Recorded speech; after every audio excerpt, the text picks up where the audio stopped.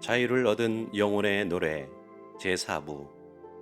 자백은 하나님 앞에서 죄를 인정하는 것이고 하나님의 관점으로 죄를 바라보는 것이며 죄에 따르는 책임을 받아들이는 것입니다. 하나님의 백성이 죄를 인식하고 하나님 앞에서 자백할 때 하나님은 완전한 용서를 베푸십니다. 다윗은 죄를 용서받는 것을 세 가지로 묘사했습니다. 1. 용서는 짐이 옮겨지는 것입니다. 시편 32편 1절에서 사함을 받고 라고 번역한 부분에 쓰인 히브리어는 짐을 가지고 가서 제거한다는 의미를 담고 있습니다. 죄는 무거운 짐입니다. 죄가 있을 곳은 두 군데 뿐입니다. 죄인의 등 위에 있든지 그리스도의 어깨 위에 옮겨지든지 해야 합니다. 죄를 짊어지고 있으면 무겁고 힘이 들지만 그 죄가 그리스도의 어깨로 옮겨지면 죄인은 자유롭습니다.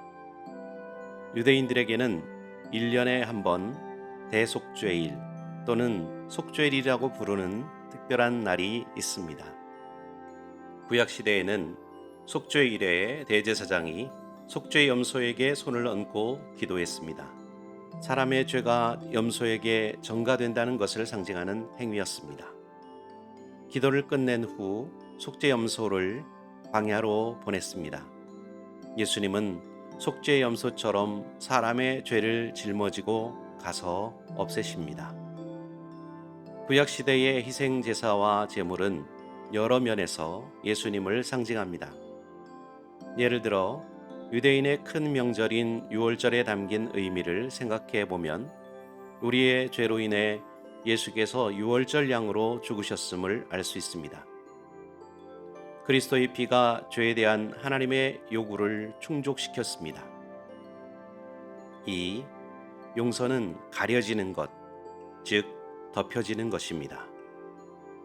죄를 용서받는다는 것은 죄가 눈에 보이지 않게 됨을 뜻합니다. 죄는 흉악하고 부끄러운 것입니다. 하나님께서는 죄를 무덤 속에 깊이 묻으십니다. 아담과 하와가 죄를 범한 후 하나님께서 베풀어 주신 첫 은혜는 부끄러움을 가죽옷으로 덮어주신 일이었습니다. 하나님께서는 우리의 죄를 하나님의 등 뒤로 던지시고 깊은 바다에 던지십니다. 이 땅에서는 다윗이 죄를 감춘 것 같았지만 하늘에서는 덮을 수 없었습니다. 죄를 자백하는 다윗을 하나님은 용서해 주셨습니다. 3. 용서는 정죄를 당하지 아니하는 것입니다. 정죄를 당하지 않는다는 표현은 하나님께서 우리가 지은 죄를 죄로 여기지 않으신다는 것을 의미합니다. 하나님께서는 우리의 모든 행위를 기록하시며 그 모든 기록을 심판대에 사용하실 것입니다. 하나님은 죄에 진노하시는 분입니다. 그러므로 각 사람은 자기가 범하는 죄에 대해 용서를 받거나 처벌을 받아야 합니다. 모세는 경고하기를 너희 죄가 반드시 너희를 찾아낼 줄 알라고 했습니다. 하나님과 원수되는 것보다 더 두려운 일은 없습니다.